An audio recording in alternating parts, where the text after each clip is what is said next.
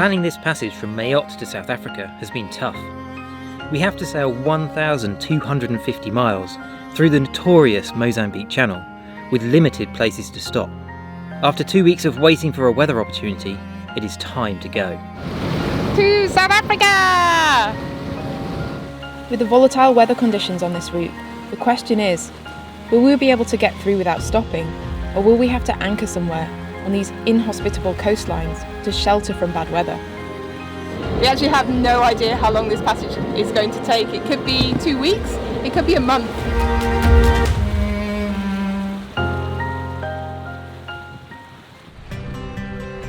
We are Matt and Amy. We left England in 2016 on a mission to sail around the world. Just the two of us on our 37-foot sailboat Florence. 5 years on, we have sailed over 35,000 miles across 3 oceans, exploring new countries and cultures along the way.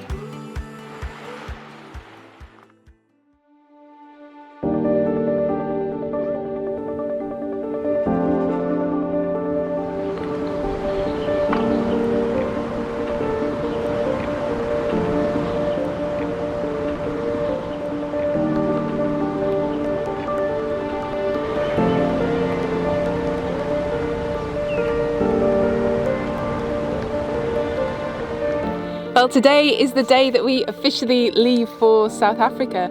Our next stop where we can get food, fuel and water is 1,250 miles away in Richards Bay, South Africa. And we're heading down the Mozambique Channel, which has a pretty notorious reputation. But the weather forecast for the next few days looks good. So we're jumping on this and making as much progress down the channel as we can over the next few days. So it's pretty light winds this morning for our departure to South Africa, but that's actually a good sign because we've been waiting for the weather to turn around from a southerly, which has been blowing, to die and then come in hopefully from the north or northeast, which will then allow us to sail downwind towards where we want to go in South Africa. But it's a real waiting game with the weather, and it's really been a really anxious time. We've been staring at the weather files twice a day for over 2 weeks here, and trying to work out when to go has actually been really stressful. The general advice for heading down the Mozambique Channel is that you either come as far south as you can on the Madagascar side, or you cross over to Mozambique and head down that coastline. And that gives you the option of potentially ducking in and hiding from the southerlies that come up the channel. But there's some added complications this year because Madagascar is shut and has been firmly shut since the very start of COVID. And we're also coming into the season where they get very extreme thunderstorms. And then if you look at the Mozambique side, Mozambique is open, but it's not advised that we try to check in to any of the ports along that coast because they're apparently heavily corrupt. And in the northern coast of Mozambique, very recently they've had problems with terrorism, particularly in the very most northern ports. So it's not an area that we wish to be anywhere near. Taking all that information on board, we have been working hard to decide our weather strategy and identifying isolated places away from population centres where we might be able to pull in and anchor quietly if we need to wait for some bad weather to pass through. To do that, we use the chart, pilot guides, satellite images and the blogs of other sailors who have passed this way recently. But now the time for planning is over, and it's time to put those plans into practice.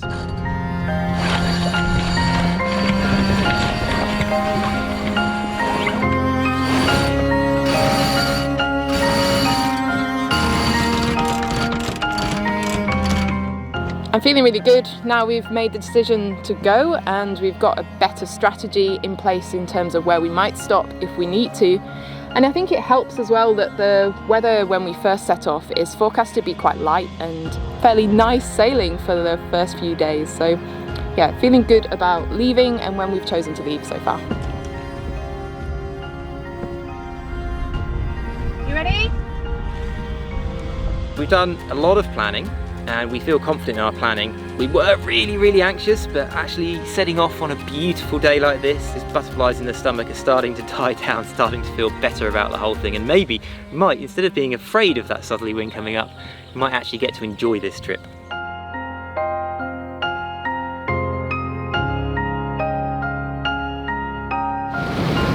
South Africa! On our way to South Africa. We actually have no idea how long this passage is going to take. It could be 2 weeks, it could be a month.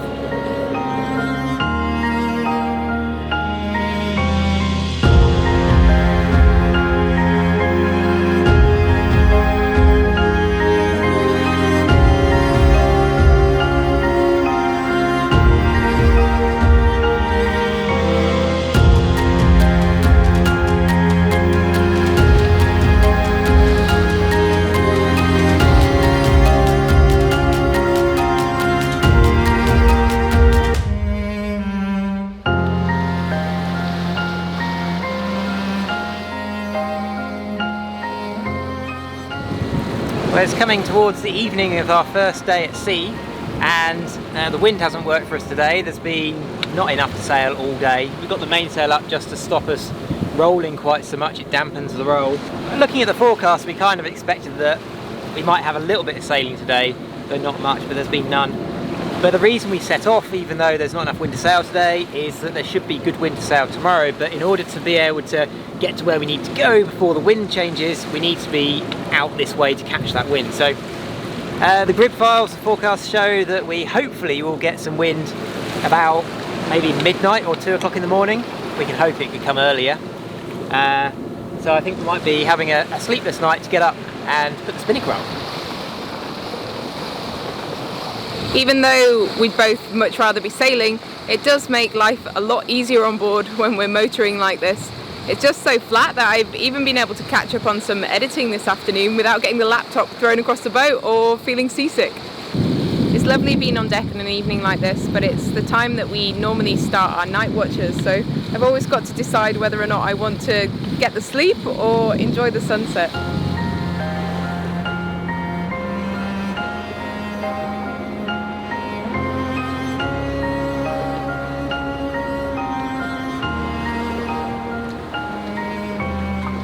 Just done our 2 AM watch changeover and there is finally some wind. We had to motor all day and then finally at sunset we started motor sailing, and then 11 o'clock we could finally turn the engine off. There was enough to fully sail, and then at 2 o'clock this morning, just as we changed watch, we decided to put the Spinnaker up because the breeze has just gone round enough for that.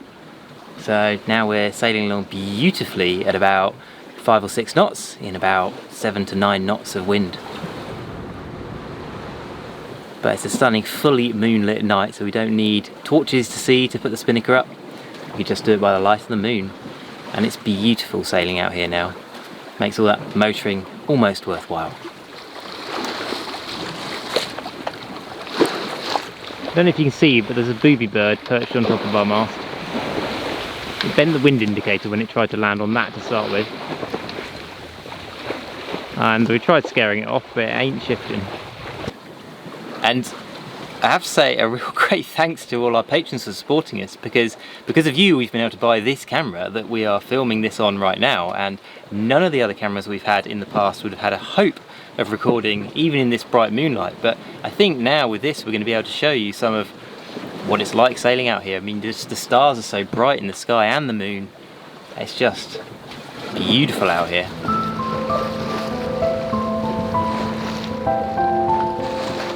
The very calm Spinnaker sailing conditions carried on through the night and into the next day, making for very pleasant sailing.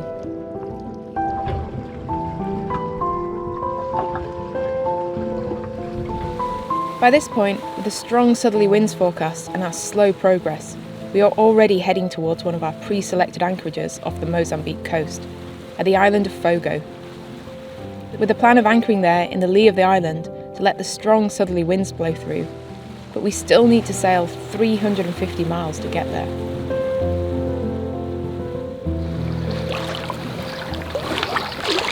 We've just come to the end of our second day at sea, and it's been a bit of a problem because there's been nowhere near as much wind as we were expecting today, which means we've been going pretty slow, only doing about 3 knots under the Spinnaker, at times only just enough wind to fill the Spinnaker. And that means we're a bit slower than planned, which means we're a bit further behind where we expected to be, which means we might have a problem later on down the track with some strong winds that we won't be into shelter in time for. But there's not much we can do about it because we haven't got enough fuel to motor all the way there, and the forecast is now looking lighter. So whilst we can actually sail now. We're trying to sail whilst we've got a little bit of wind to sail. And although it's been really light and drifty all day, we've now got a big black cloud. I don't know if you can see, yeah, there it is. Big black cloud coming up, which is either going to steal all of our wind or give us lots more wind. So at the moment we've got the Spinnaker up, but we're kind of on tenterhooks ready to quickly get the Spinnaker down if we need to. What have we got for dinner, Amy? We've got the best feast that I could come up with given the ingredients that we have. This evening we've got pita bread, and these are the last of the pita bread because the ones in the shop were actually, the rest of them were mouldy. We're going to stuff it with some eggplant, some tomato, some red onion, pesto, and a tiny bit of cheese. Provisioning is pretty limited in Mayotte. The market doesn't have many fresh vegetables, and the ones that they do have are really expensive. We paid €8 for 3 aubergine or eggplant and 6 really small oranges, which are already starting to go off. So we're only on day 2 of the passage and we're already pretty much onto canned or tinned food. It's a lot easier to cook when the boat's not rolling around all over the place. Actually at the moment it's kind of like living at anchor, other than we have to do night watches, but it's so hot and humid and there's some clouds on the horizon. I think we might get some thunder and lightning this evening.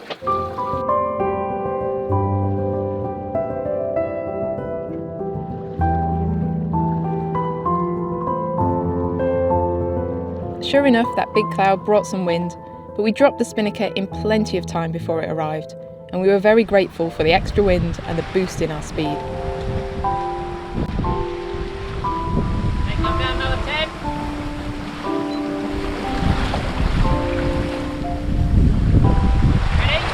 Yep. Nothing now. Easy.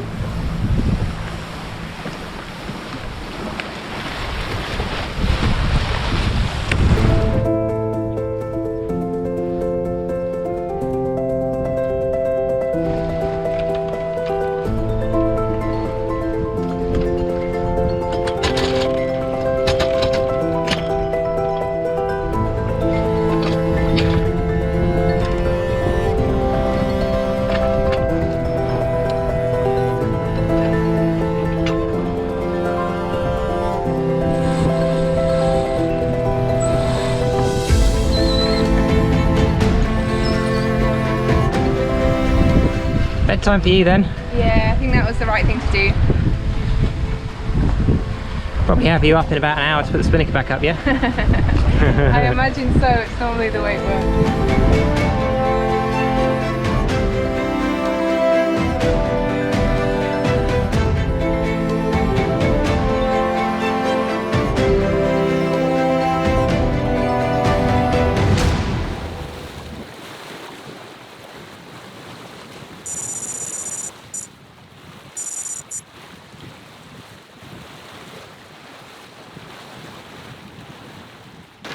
This is what you get when the wind disappears. Just the small waves are just rocking the boat, the sails are slamming, knocking all the wind out the sails. Not that there is any wind. We had good wind through the night. We were doing 7.5 knots at one point, and then just after the sun came up it's gradually died and carried on dying. And that is what the forecast says it's going to do. So we're hoping we can have a little bit more, get a little bit further. But I think we're going to have to drop this Spinnaker and start motoring.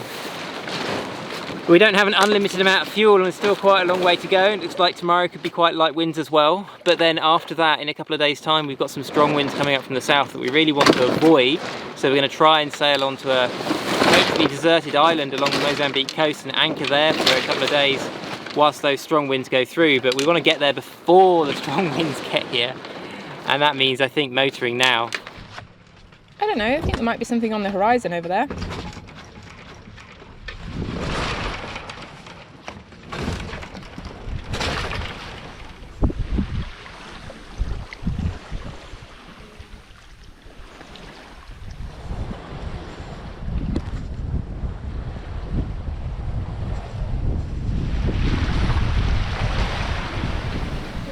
Well, that was a good call of yours, Amy, to keep the Spinnaker up instead of dropping it. Flapped around for a little while, but you spotted that wind line coming in, didn't you? Yeah, I could just see it on the horizon, but I didn't expect it to be this good, to be honest. We've been sailing nicely for the last, I think, about hour and a half. Yep. Yeah, nice. We absolutely love our new asymmetric spinnaker, and that's because it's so versatile. Much better than the old one we had. This one, it's a flatter cup, which means we can actually hold it on a higher angle. So we're almost going upwind here. We're at 60 degrees apparent. Now, we only go 20 degrees higher with the genoa, so that's amazingly high. But because the spinnaker is such a lighter cloth and it's bigger, it really helps us in these light conditions, because we've got only 6 knots apparent. So true wind's about maybe 4 knots, and we're able to sail along really well here. We're also helped by the Mozambique current, which is pushing us along. But this spinnaker, we can really pull in tight here, and we don't get a hooked back edge. It's nice and flat. But also, when we then want to run deeper, like we were actually earlier today, we had it on the pole and we brought it all the way round. And just the range, we can go from 150 degrees apparent all the way round to 60 degrees apparent in very light winds with one sail. And that's brilliant on a cruising boat, because it means you don't have to carry lots of different sails.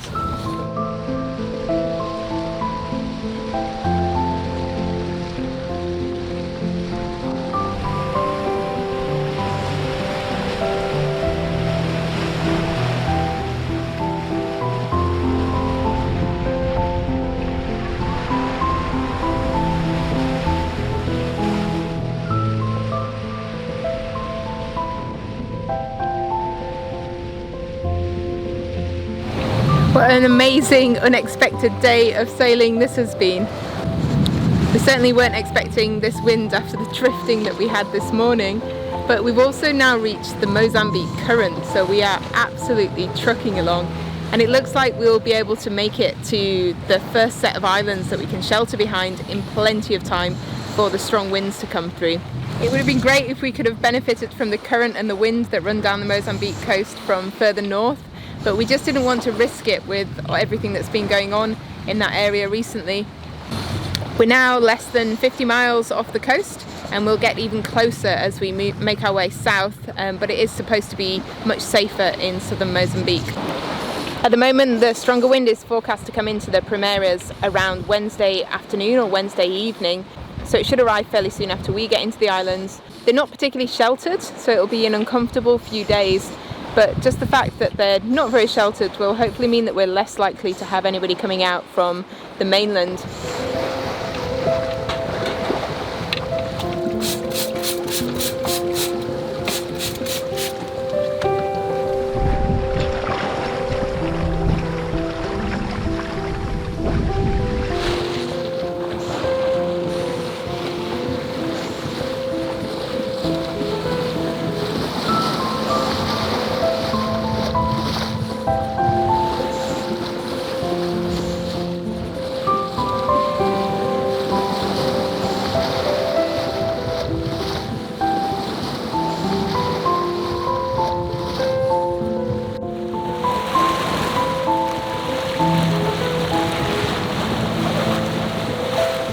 Been another great day for sailing today in really flat water, and we've got about 80 miles left to sail overnight to Fogo Island. We should hopefully arrive there just after dawn, and we've spotted another sailing boat on the horizon today, which we think is one of the group that's come down from Tanzania that we first met in Seychelles.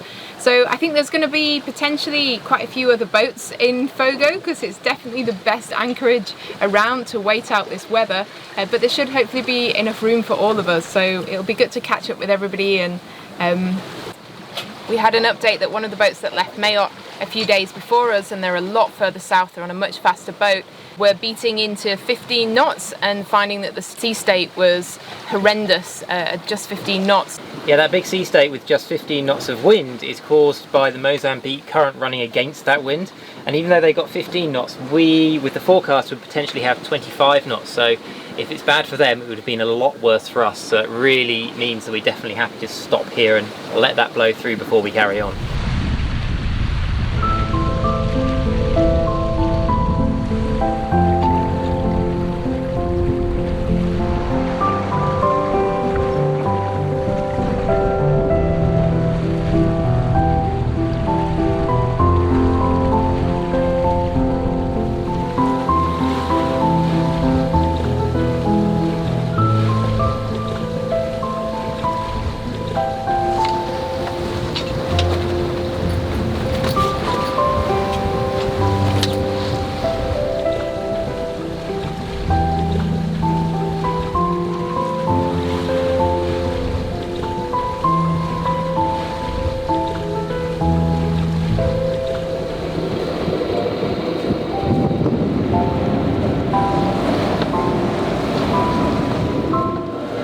just coming into Fogo Island because the weather does not look good for the next couple of days. It's pretty calm now, but should pick up later today.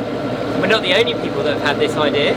There's 5 boats here, all of whom we know. 2 have come from Tanzania. We and one other have come from Mayotte, and one other has come direct from Seychelles, and we were all together in Seychelles a few months ago.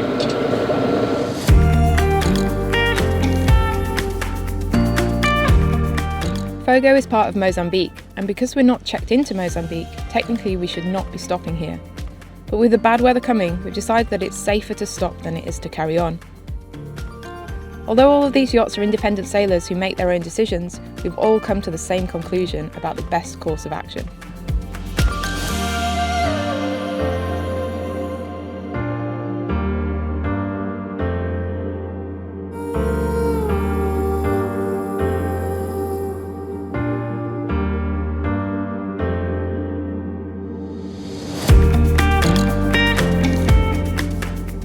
Next time we wait out the bad weather at Fogo Island before dealing with some complex weather decisions on our onward passage to South Africa.